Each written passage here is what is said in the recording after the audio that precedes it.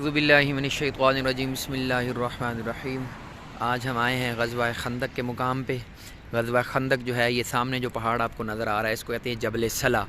جبل صلا سے اس طرف ہوئی تھی اور یہ جو راستہ ادھر سے جا رہا ہے یہ جاتا ہے مسجد نبوی شریف کو۔ مطلب اگر آپ یہاں پہ آنا چاہتے ہیں تو یہ پیدل مسجد نبی شریف سے یہ والا جو روٹ ہے اس کی تقریباً کو 15 منٹ کی واک ہے اور یا آپ یہاں پہ آ جاتے ہیں۔ اگر آپ ادھر سے اوپر سے ماؤنٹین کراس کر کے آنا چاہیں تو آپ یہاں سے بھی آ سکتے ہیں، لیکن کسی جگہ باڑ بھی لگی ہے۔ غزوہ خندق جو ہے یہ اللہ کریم علیہ السلام، اللہ کے جو رسول علیہ السلام ہیں ان کو مدینہ طیبہ میں آئے 5 سال ہو گئے تھے۔ 2 ہجری میں غزوہ بدر پیش آیا، وہاں پہ کفار کو شکست ہوئی۔ 3 ہجری میں غزوہ احد پیش آیا جہاں پہ مسلمانوں کو کافی نقصان اٹھانا پڑا، 70 شہید ہوئے، اللہ کے رسول علیہ السلام کے جو ہونٹ مبارک ہیں وہ زخمی ہوئے اور باقی بھی مسلمانوں کا کافی نقصان ہوا۔ اور ابو سفیان یہ کہہ گیا کہ جنگ ایسی ہی ہوتی ہے، کبھی تم فتح پاتے اور کبھی ہم۔ اور پھر 5ویں صدی ہجری میں غزوہ احد کے 2 سال کے بعد، غزوہ احد 3 ہجری میں ہوا اور غزوہ احد کے 2 سال کے بعد غزوہ خندق ہوا۔ خندق ایسے ہوا کہ جو بنی نذیر تھے، جو یہودی تھے، وہ یہاں سے ان کو اللہ کے رسول علیہ السلام نے نکال دیا تھا، تو ان کے سارے بڑے بڑے سردار جو تھے وہ سارے کے سارے چلے گئے اور انہیں جا کے قریشیوں کو بھڑکایا کہ ہم لوگ جنگ کی صورت میں آپ کا ساتھ دیں گے، آپ ہمارے ساتھ چلیں اور ہمارے ساتھ چل کے محمد کا مقابلہ کریں۔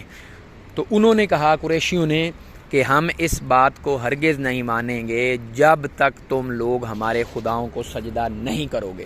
تو کہا جاتا ہے کہ یہودیوں نے اسی وقت جو ہے ان کے خداؤں کو سجدہ بھی کرنا شروع کر دیا۔ یہ ایگزیکٹلی وہ جگہ ہے۔ اب ہوا کیا، جب خداؤں کو سجدہ کر دیا تو اس کے بعد قریشیوں نے ان سے پوچھا، ابو سفیان کی یہ شرط تھی کہ پہلے آپ ہمارے خداؤں کو سجدہ کریں، انہوں نے کر دیا بغض میں۔ پھر اس کے بعد قریشیوں نے کہا کہ یار تم لوگوں کے پاس پہلی کتاب ہے، تم لوگوں کے پاس پہلی جو الہامی کتاب آئی تھی وہ تمہارے پاس ہے، تو تم لوگ ہمیں یہ بتاؤ کہ آیا ہمارا دین سچا ہے یا محمد کا دین سچا ہے؟ تو انہوں نے جھوٹ بولا، انہوں نے کہا جی بالکل اللہ بہتر جانتا ہے، تمہارا دین بہت سچا ہے، تم محمد سے بہت زیادہ آگے ہو پاکیزگی میں، طہارت میں، عبادت میں۔ تو انہوں نے کہا بس ٹھیک ہے، اب تم نے ہمارے خداؤں کو سجدہ کر دیا تو اب تمہارے اوپر ہمیں یقین آ گیا ہے، اب بتاؤ کہ کیا کرنا ہے۔ انہوں نے کہا بس ٹھیک ہے، آپ لوگ آئیں، ہم باقی قبائل کو بھی ساتھ ملائیں گے اور ہم محمد کا مقابلہ کریں گے۔ اسی وقت کہتے ہیں 50 قریشی نوجوان وہ اٹھے اور انہوں نے جا کے مسجد حرام میں خانہ کعبہ کے غلاف کو پکڑ کے حلف دیا کہ یا ہم مر جائیں گے یا مر جائیں گے، ایک دوسرے کا ساتھ نہیں چھوڑیں گے اور محمد کے مقابلے میں ہم بالکل ایک ہو کر، ایک جانب، ایک غالب ہو کر جو ہے نا وہ ہم لڑیں گے۔ تو اس کے بعد وہاں سے انہوں نے قریشیوں نے جو ہے وہ مدینہ کے اوپر چڑھائی کا فیصلہ کیا اور اس کو غزوہ احزاب کہا جاتا ہے۔ یہ جو جگہ ہے ایگزیکٹ یہاں پہ اس جگہ کے اوپر جو ہے وہ خندق کھودی گئی تھی تاکہ یہ لوگ آگے نہ آ سکیں۔ اچھا اب ہوا کیا کہ یہاں پہ خندق، اللہ کے رسول علیہ السلام کو جب اس بات کا پتہ چلا کہ جی یہ قریشی جو ہیں ہمارے اوپر حملہ کرنے لگے ہیں، تو اللہ کے رسول علیہ السلام نے جیسے احد میں کیا تھا مسلمانوں کو بلایا مشورے کے لیے۔ تو مشورے کے لیے بلایا تو مسلمانوں میں سے بہت سارے لوگوں نے بہت سارے مشورے دیے، لیکن حضرت سلمان فارسی رضی اللہ عنہ نے فرمایا کہ یا رسول اللہ صلی اللہ علیہ وسلم، فارس میں جو ہمارا وطن تھا نا، وہاں پہ جب جنگ ہوا کرتی تھی تو وہاں پہ ہم دشمن کو روکنے کے لیے خندق کھود دیا کرتے تھے۔ تو اللہ کے رسول اللہ صلی اللہ علیہ وسلم کو یہ آئیڈیا بہت پسند آیا، نیا تھا، تو آپ نے پھر اپنے صحابہ کو ساتھ لے کے یہاں پہ خندق کھودنے کا پلان بنایا۔ یہ جس جگہ کے اوپر آپ کو اس وقت یہ گاڑیاں نظر آ رہی ہیں، اللہ کے رسول صلی اللہ علیہ وسلم نے اپنا لشکر یہاں پہ پلیس کیا اور یہاں پہ ایسے خندق ساری ایسے چودھاری جو ہے نا وہ خندق کھود دی گئی۔ تو جب اللہ کے رسول صلی اللہ علیہ وسلم خندق کھود رہے تھے تو اس وقت بہت زیادہ واقعات جو ہے وہ پیش آئے۔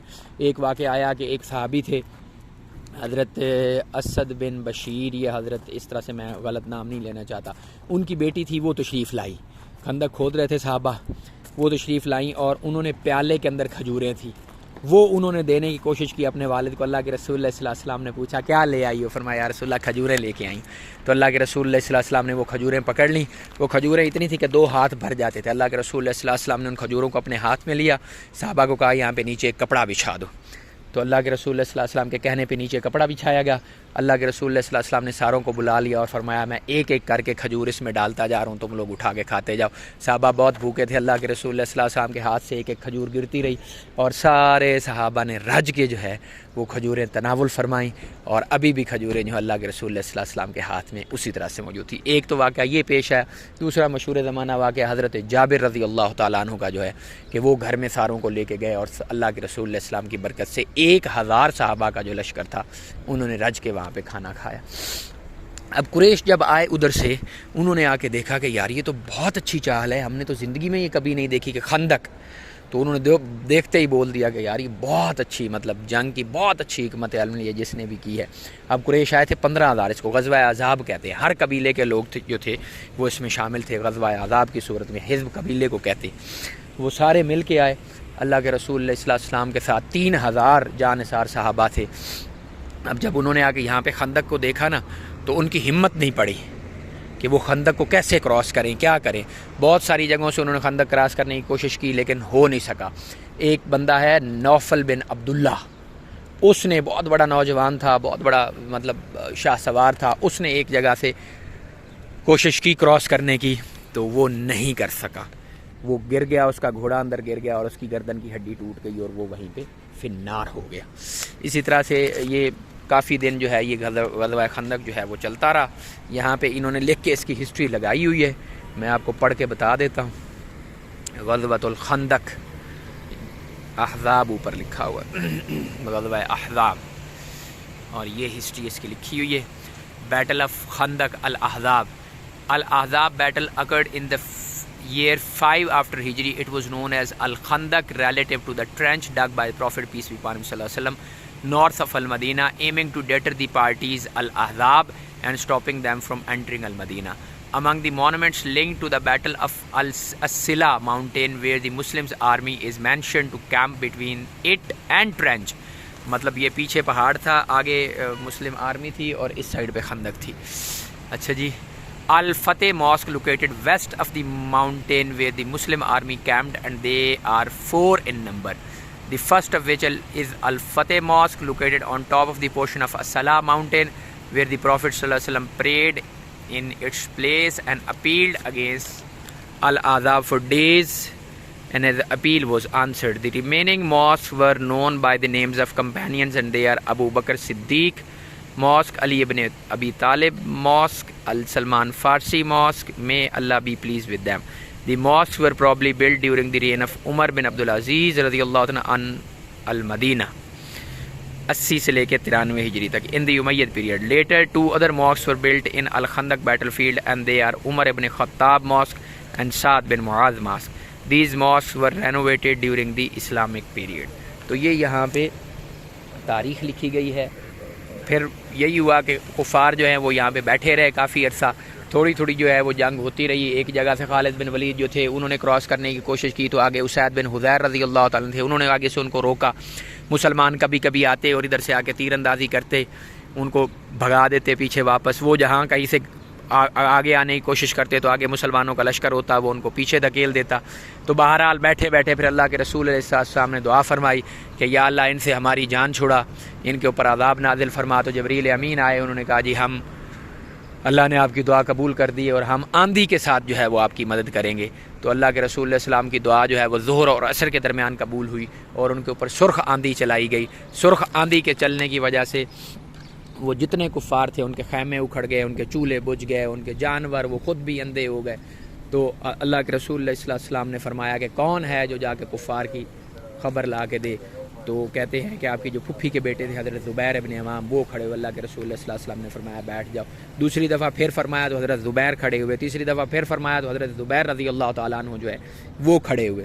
تو ان کے کھڑے ہونے پہ اللہ کے رسول علیہ السلام نے فرمایا ہر نبی کا ایک حواری ہوتا ہے اور میرے حواری جو ہیں وہ زبیر ہیں رضی اللہ تعالیٰ عنہ۔ اس کے بعد اللہ کے رسول علیہ السلام نے حضرت حذیفہ بن یمان رضی اللہ تعالیٰ عنہ کو بھیجا۔ حضرت حذیفہ بن یمان جو ہے یہ اللہ کے رسول علیہ السلام کے رازدار ہے۔ اللہ کے رسول علیہ السلام نے ان کو منافقین کے نام بتائے تھے کہ میری امت میں جو 11 منافق ہوں گے ان کے نام یہ ہیں۔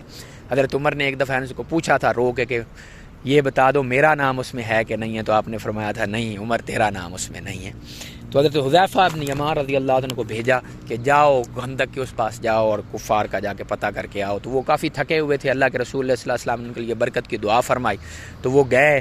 وہ فرماتے ہیں میں نے جا کے سنا ابو سفیان کہہ رہا تھا کہ اے گروہ قریش اپنا خیال رکھو, آندھی چل رہی ہے, ادھر ادھر سے جاسوسوں کا خیال رکھو, تمہارے اندر ہی ہو سکتا ہے جاسوس پھر رہے ہوں. اور پھر وہ کہہ رہا تھا کہ یہ بنو قریظہ جو ہے انہوں نے ہمارے ساتھ زیادتی کی ہے, انہوں نے ہمارے ساتھ دھوکہ کیا ہے, یہاں پہ کچھ نہیں ہے, ہمارے جانور الٹ گئے, سب کچھ الٹ گیا, یہاں سے نکلنے کی تیاری کرو, واپس جاؤ. انہوں نے واپس آ کے اللہ کے رسول صلی اللہ علیہ وسلم کو بتایا. تو صحابہ فرماتے ہیں اندھیری رات تھی, اللہ کے رسول صلی اللہ علیہ وسلم اتنا ہنسے کہ آپ کی جو داڑھیں مبارکہ تھی نا وہ بھی نظر آنی شروع ہوگی مسلمانوں کو. اور اس کے بعد پھر وہ جو کفار کا لشکر تھا وہ یہاں سے واپس چلا گیا. یہ ہے غزوہ خندق. خندق کا مقام ہے ایگزیکٹ اس جگہ جہاں یہ مسجد الفتح بنائی گئی ہے.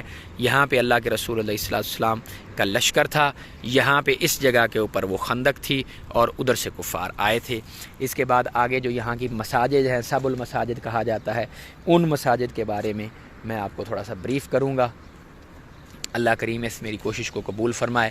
آپ کو اگر ویڈیو اچھی لگی تو لائک کر دیں اور ان حضرات کے ساتھ ضرور شیئر کریں جن کے پاس یہ گنجائش نہیں ہے کہ وہ یہاں پہ آ کے دیکھ سکیں, لہٰذا وہ ویڈیو کے تھرو ہی دیکھ کے اپنے دل کی حسرتیں جو ہیں وہ پوری کر دیں. انشاءاللہ اگلی ویڈیوز میں آپ کو یہاں کی مساجد دکھاتا ہوں جہاں پہ اللہ کے رسول صلی اللہ علیہ وسلم کے ساتھیوں کے جو ہیں وہ کیمپس تھے.